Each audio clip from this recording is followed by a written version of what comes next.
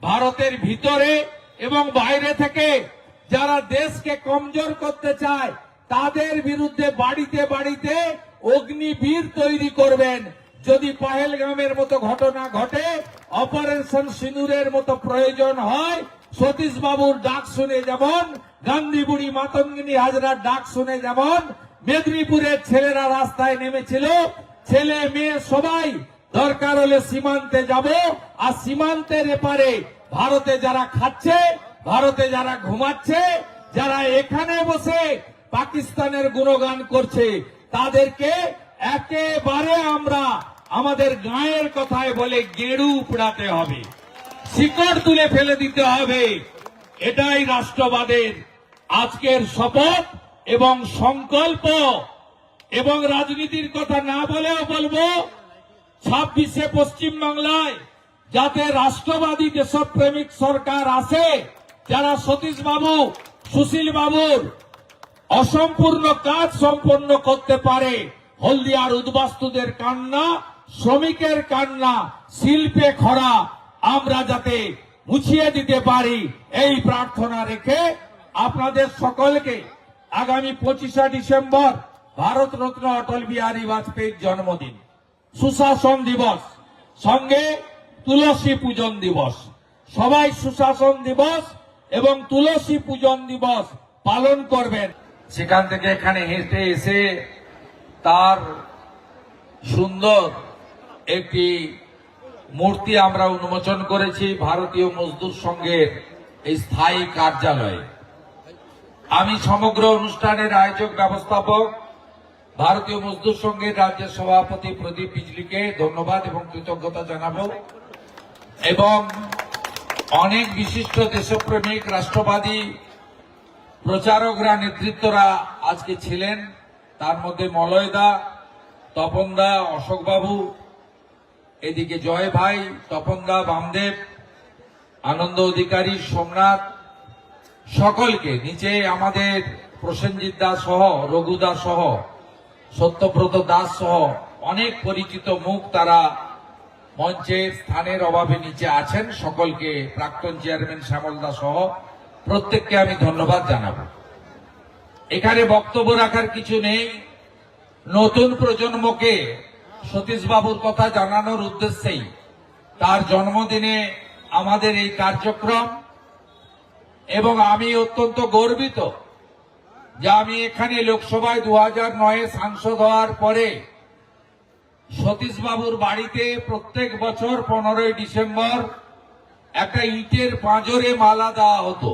ইটের গাঁথনি করে সতীশ বাবুর নাম লেখা ছিল, মূর্তি ছিল না। তার বাড়িতে মূর্তি প্রতিষ্ঠা করা, তার ব্যবহৃত ছড়ি, জুতো, ধুতি, তার ব্যবহৃত কোট, যা যা চশমা, যা যা পাওয়া গেছে তার বাড়িতে, তার বাড়ির উল্টো দিকে সংরক্ষণাগার আপনাদের আশীর্বাদে আমার হাত দিয়ে তৈরি। সতীশ বাবুতে বাড়িতে যাওয়ার জন্য এইচডি এর পক্ষ থেকে ঢালাই রাস্তা, এবং যখন সতীশ বাবুর বাড়িতে আমি প্রথম গেছি সাংসদ নির্বাচিত হয়ে, একটা কাঠের নড়বড়ে ব্রিজ ছিল। গ্রামের লোক আমাকে বলতো, সতীশ বাবু, সুশীল বাবুরা গোটা রাজ্যের উন্নয়ন করেছেন, হলদিয়ার এত বড় বন্দর এনেছেন, কিন্তু তিনি, আমরা যখনই বলতাম, বলতো পরে হবে, ঘরে কেন আমি করব। সতীশ বাবু এই কাজগুলো আমাকে দিয়ে করাবেন বলে রেখে দিয়ে গেছিলেন। আমি সেখানে পাকা ব্রিজও করে দিয়েছি সতীশ বাবুর বাড়িতে যাওয়া। আমি খুশি। আজকে অনেকে হলদিয়াতে করে খাচ্ছে, হলদিয়াকে ভাঙিয়ে খাচ্ছে, কিন্তু সতীশ বাবুর কথা তারা ভুলে গেছে। সতীশ বাবু রাষ্ট্রবাদ, দেশপ্রেমের যে কথা বলেছিলেন, তিনি কারোর পারমিশন নেননি। তিনি সবাইকে নিয়ে, এই মেদিনীপুরের মানুষকে নিয়ে 1947-এর 15ই আগস্টের আগে 42-এর 17ই ডিসেম্বর স্বাধীনতা ঘোষণা করেছিল। এটাই মেদিনীপুর। সবাই পতাকা তুলেছে, 47-এর মধ্যরাতে, আর মেদিনীপুর পতাকা তুলে দিয়েছে 42-এর 17ই ডিসেম্বর। এটা সম্ভব হয়েছে সতীশ বাবু, সুশীল বাবু, বিরাজ বাবু, রজনী প্রামাণিক, কুমার যারা ছিলেন বলে। তাই আমি ভারতীয় মজদুর সংঘ এই সুন্দর অফিস নির্মাণের মধ্য দিয়ে নিজের কাজ শেষ করেনি। আজকে তার এই সুন্দর, এবং আমি তো মূর্তি দেখে, মূর্তির আকারটা ছোট, কিন্তু অ্যাকচুয়াল সতীশ বাবুর তার যে, তাকে দেখলেই বোঝা যাচ্ছে এই ময়ূরও দাঁড়িয়ে আছে। আজকের এই শুভ অনুষ্ঠানে ধন্যবাদ জানিয়ে ভারতীয় মজদুর সংঘ সতীশ বাবুর জন্মদিন উপলক্ষে আপ্যায়নের ব্যবস্থা রেখেছেন। আপনাদের দুপুরও হয়ে গেছে, প্রচুর মানুষজন এসেছেন। মিছিলে অন্তত 3-3.5 মানুষ আমাদের সঙ্গে হেঁটেছেন জাতীয় পতাকা নিয়ে। আপনারা সবাই ভারতীয় মজদুর সংঘের আপ্যায়ন গ্রহণ করে যাবেন। নিজের তরুণ সন্তানকে সতীশ বাবুর কথা বলবেন, রাষ্ট্রবাদের কথা বলবেন, দেশপ্রেমের কথা বলবেন। ভারতের ভিতরে এবং বাইরে থেকে যারা দেশকে কমজোর করতে চায় তাদের বিরুদ্ধে বাড়িতে বাড়িতে অগ্নিবীর তৈরি করবেন।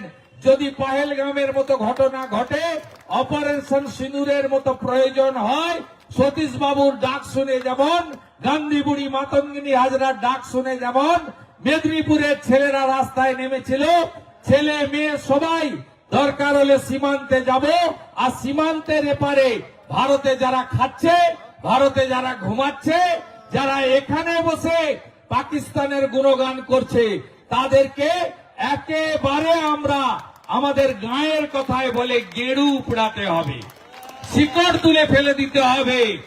এটাই রাষ্ট্রবাদের আজকের শপথ এবং সংকল্প। এবং রাজনীতির কথা না বলেও বলবো, 26শে পশ্চিমবাংলায় যাতে রাষ্ট্রবাদী দেশপ্রেমিক সরকার আসে, যারা সতীশ বাবু, সুশীল বাবুর অসম্পূর্ণ কাজ সম্পন্ন করতে পারে।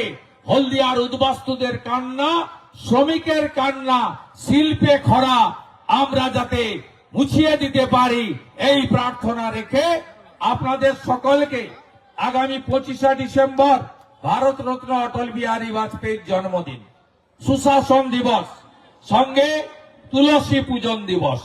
সবাই সুশাসন দিবস এবং তুলসী পূজন দিবস পালন করবেন, এই প্রার্থনা রেখে আমার কথা শেষ করলাম। ভারত মাতা কি, বন্দে মাতরম, বন্দে মাতরম, সর্বাধিনায়ক